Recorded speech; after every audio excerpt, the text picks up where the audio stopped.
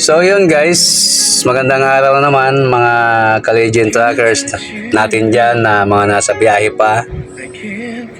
So magpapagawa muna ako ngayon ng aking mga ilaw. Kasi may mga pundi na naman tayo na mukhang delikado na naman tayo, lalo ngayon mahigpit. Laging may checkpoint. So, pundi yung ating fog light, pati yung park light, kaya ipapagawa muna natin sa ating electrician. So, shout out nga pala sa mga tracking dyan na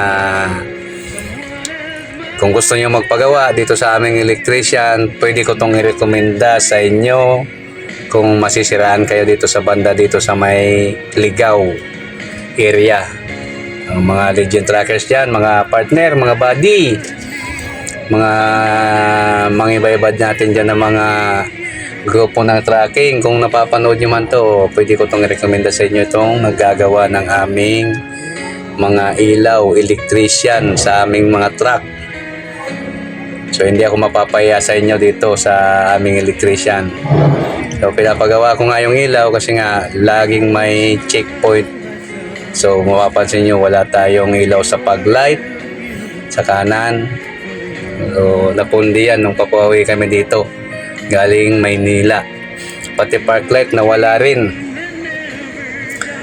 So kailangan natin pagawa yan kasi nga pag nahuli tayo, magkano violation yan? 5,000 mahigit.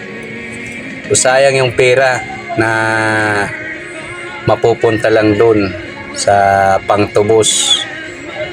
Sa panahon ngayon, gaano kahirap yung pera na kitain. Nagpapakapuyat tayo, nagpapakapagod, magdamag, maghapon, tapos mapupunta lang doon sa pangtubos. Kung minsan walang awa yung kumpanya na ating mga pinapasukan, minsan sa atin pa nanggagaling yung pangtubos. Kaya sa ganitong sitwasyon, agapan na natin na kung paano natin masusolusyonan yan. Oh. Pinasok ng tubig yung paglet natin. Ayan, oh. Diyan dumaan yung tubig. Ka-Legend Trackers natin dyan. So, konting ano lang tayo bago tayo lumakad. Diba, nung nakaraan pinakita ko sa inyo bago kami umalis, nag-check tayo, paikot, okay naman. Tapos, gano'n ang nangyari. Wala nang ilaw, pundi. So, di natin may iwasan yan kasi nga sa tagtag ng kalsada, daming lubak ngayon. Kung saan-saan, halos lubak. Pag natagtag yung ilaw, maaaring magkaroon ng pundi dyan. Bawat ilaw dyan. Kaya lagi natin i-check na sa bawat biyahe natin. Kasi nga, sayang ang pera na pangtubos lang. Mapupunta lang doon sa pangtubos na violation natin. So yan, malapit nang matapos na pagpagawa natin. May kakabit na lang yan. Bago na naman yung bombilya natin ikakabit dyan para sa susunod na mabigyan tayo ng biyahe, kondisyon na naman ang ating unit.